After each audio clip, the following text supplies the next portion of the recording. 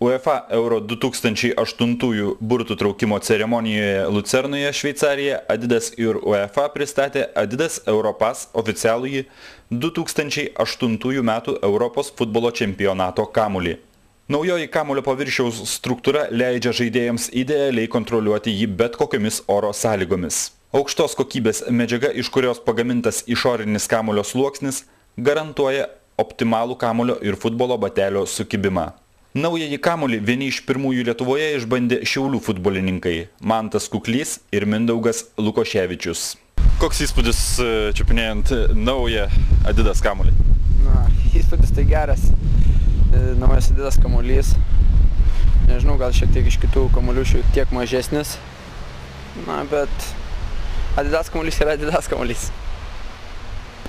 Jis daug malonesnis už mūsų prieš tai žaidžiančius. Gal truputį mažesnis, maloniau limpa prie kojos, žongliruoti patogiau, smūgiuoti. Šio kamuolio trūkumui gal vartininkam gal didesnis trūkumas gali būti, nes jisai šiek tiek gal ir mažesnis yra negu dabartiniai kamuoliai mūsų, o daugiau nežinau. Bus matyti, reikia pažaisti ir sužinosi. Kamuolio pavadinimas Europass susijęs su galimybe laisvai keliauti tarp dviejų šalių. 2008 metų čempionato šeimininkių Austrijos ir Šveicarijos. Be to jis reiškia ir kiekvieną būsimą UEFA Euro 2008 metų čempionato žaidėjų kamuolio perdavimą. Ir galiausiai šiuo pavadinimu norima pabrėžti glaudų ryšį tarp visų futbolo sirgalių, kurie suvažiuos į Austrijoje ir Šveicarijoje vyksančias finalinės rungtynes.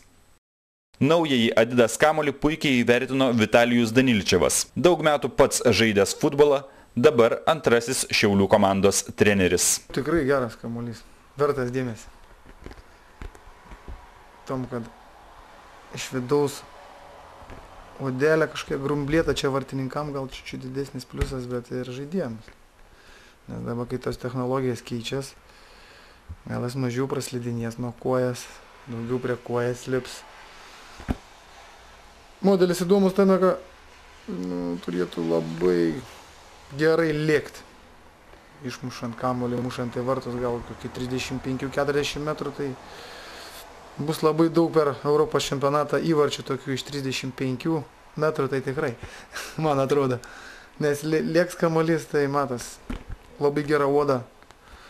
Odytė, nežinau, už kokios odos padaryta, bet vertas dėmesį. Pliusas tame, kai jis be kameras yra, be kamerinis, man atrodo. Viduje tik tai pūsti, skilutė ir viskas. Ir lopai sklijuojams. Minusų gal nėra, čia tokių daug minusų neturėtų būti, nes jeigu išranda tokį kamuolį, tai jisai neturėtų labai daug minusų. Man taip atrodo. Pačiam per savo futbolininko karjerą yra tekę tikriausiai labai daug kamuolių sutikti, žaisti. Kurie paliko didžiausią įspūdį? Didžiausias tai Mitre buvo, mes FBK Kauną žaidėm su Mitre kamuoliais. Tai tikrai kažkas panašaus modelis kai tas siuvims lopais. Tik tai ir prieš 3 metus Adidas buvo, kur, dabar neatsimenu, čia Europos pasaulio čempionate buvo, man atrodo, ne? Vokietijai žaidė.